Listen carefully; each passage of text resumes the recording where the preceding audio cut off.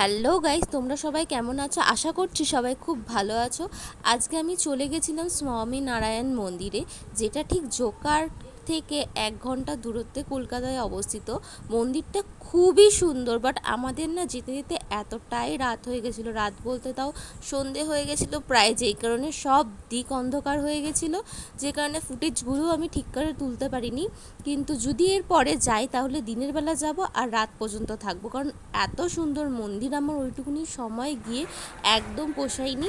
ভেতরে ভিডিও করা অ্যালাউ ছিল না, তাই জন্য সামনেটুকুনি থেকে যেইটুকুনি পেরেছি সেইটুকুনি ক্লিপ আমি তোমাদের জন্য নিয়েছি, না হলে ভিডিও করতে ওখানে দেয় না।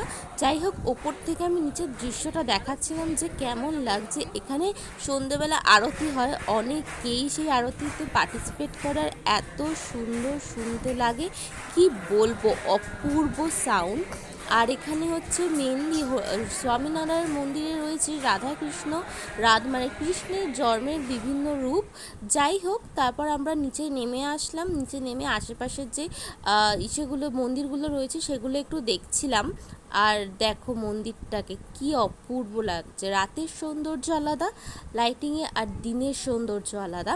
যাই হোক, তারপর চলে গেলাম স্বামীনারায়ণ মন্দিরের ঠিক ভেতরে ঢুকতেই ফার্স্টেই একটা মূর্তি দেখলাম, এবং ভেতরেও যেহেতু ভিডিও করার অ্যালাউড ছিল না, তাই জন্য আমি ভালো করে ভিডিওটা করতে পারিনি।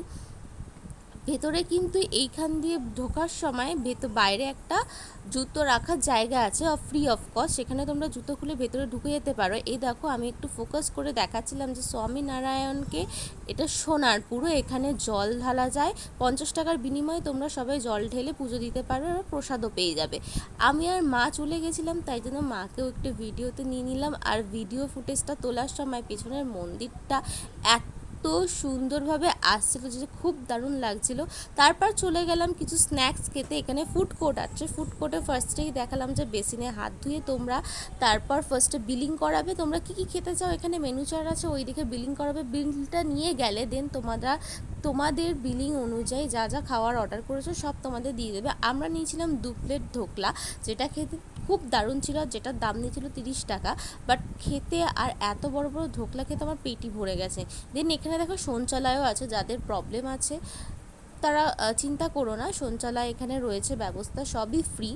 বাট এত সুন্দর পরিবেশ কি আর বলবো। যাই হোক, আজকের জন্য ভিডিওটা এইটুকুনি। ভালো লাগলে লাইক, কমেন্ট আর শেয়ার করে দিও।